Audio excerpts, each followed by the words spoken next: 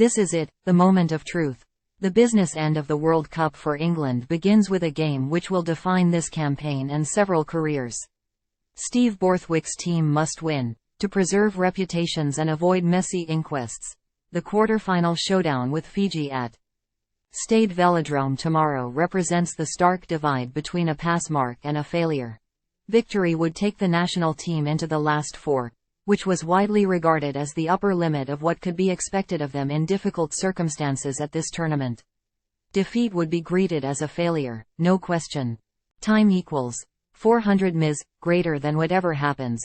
Borthwick's England regime is safe as he has the full backing of his bosses at the RFU. But what awaits is a game which will act as a judgment on the hurried first phase of the salvage operation he accepted late last year. All the chaos, upheaval, criticism and trouble this year has led up to this make-or-break occasion. Time equals 400 ms, greater than once England had beaten Argentina in red card adversity and their path through the tournament opened up. This was the day ringed in the calendar. This is when they must live up to the rescue mission statement about learning faster than any other team in the world. Fiji take on England in the quarter-final of the Rugby World Cup on Sunday in Marseille. Steve Borthwick's side have not endured the best World Cup campaign so far but will face a tough test from the Fijians. Fiji will present a huge challenge on Sunday, with the Pacific Islanders eyeing up a spot in the final. For so much is on the line here, especially for the older contingent in the squad. It has the feel of an era-defining, possibly era-ending moment. So many stalwarts will not play at another World Cup, maybe never again for England. Dan Cole, Johnny May, Manu Tuilagi, Jamie George, Billy Vunipola, Joe Marler, Danny Kerr, Courtney Laws, Ben Youngs, all of them are approaching the end. These valued veterans, the ones on duty anyway, will be desperate to go out on a high in Paris later in the month, not on an unbecoming low here. Then there are others such as Joe Marchant, Henry Arundel, Jack Willis and David Ribbons, who will play their club rugby in France after the World Cup and face uncertain test futures, so there is plenty of motivation.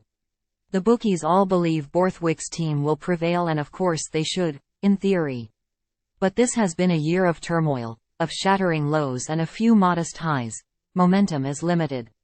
At this tournament, the performance graph was on an upward curve until the scare last Saturday in Lille, when England should have lost. But there was not much riding on that one and there certainly is now.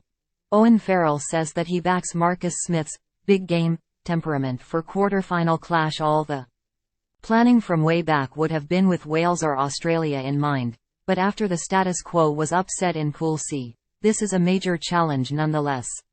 Fiji victory at Twickenham in late August will give them belief that they can claim the same scalp again, but also served as a major jolt which will galvanize England, and has done already.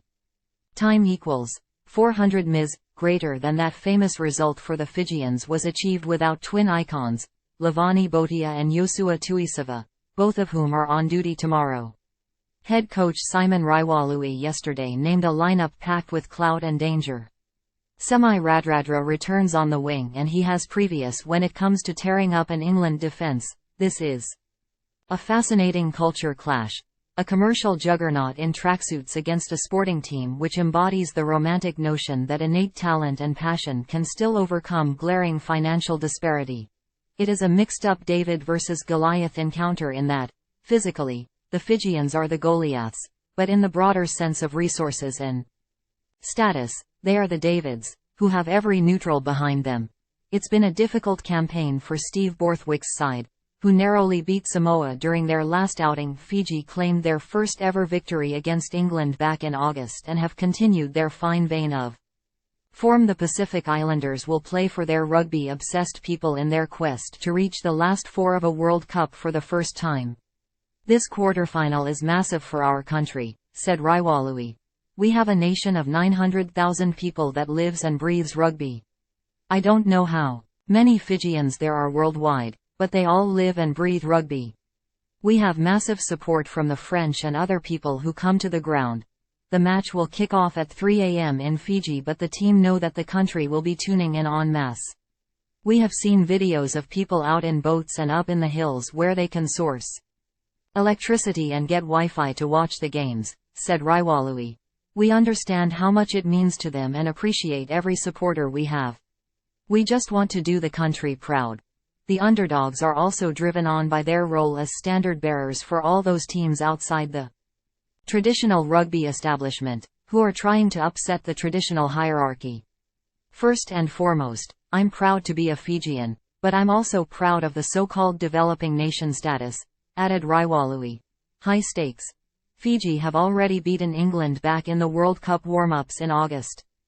Time equals 400 ms, greater than forwards coach Graham Dews, middle, who also played for the national side, believes his team can put England to sleep.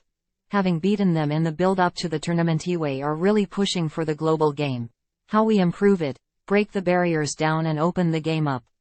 We are proud of that and we will embrace that. Fiji will also play with the primal intensity of a team honoring those players who have suffered recent bereavements. Centre Yosua Tuisova's young son and hooker Sam Matavesi's father have both passed away while the team have been in France, the latter just days ago, so they will be fueled by sympathy and raw emotion. Time equals 400 ms, greater than England's opponents have multiple causes, which makes them a significant threat, but Borthwick's side should have sufficient trump cards. They respond better when the pressure is on, and also when they can foster an us against the world mindset, which should not be difficult tomorrow, while the task of stopping Botia and co at the breakdown and stopping so many huge Fijian carriers on the gain line will be an arduous one. England will expect to gain a dominant set-piece platform. They are still short of the fluency and the sort of all-court game needed to topple the best at this World Cup, but they have the nous, the experience and the nuts and bolts essentials to come through this tricky assignment and ensure their mission here is a qualified success. How England will try to outfox Fiji one counter-attack. There is no doubt Marcus Smith, above, has been included as another kicking option, but he is also capable of launching instinctive, high-octane raids from deep. This will be a vital weapon as Fiji can be untidy in attack, with passes often going loose, presenting sudden openings. How England will try to outfox Fiji 2 kicking game. Time equals 400 ms, greater than quarterfinals Saturday. Wales vs Argentina 4 p.m. Marseille Ireland v New Zealand 8 p.m. Paris Sunday. England v Fiji 4 p.m. Marseille France v South Africa 8 p.m. Paris. All games live on ITV1. Saturday's winners will play each other in the semi-final a week today, and Sunday's winners the day after that, both in Paris. Time equals 400 ms, greater than once Fiji lost leading fly half Caleb Muntz to an injury which ruled him out of the World Cup. Tactical kicking became a problem for them. England captain Owen Farrell, right, aided by Smith, Elliot Daly and Alex Mitchell, will expect territorial command. 3 line out. Time equals 400 ms, greater than this part of the set-piece game is a primary area of English strength and they can exploit glaring Fijian flaws there. Simon Raiwalui's side lost a number of their own throws during the pool stage and the likes of Courtney Laws, above, right, will be aiming to compete for aerial steals.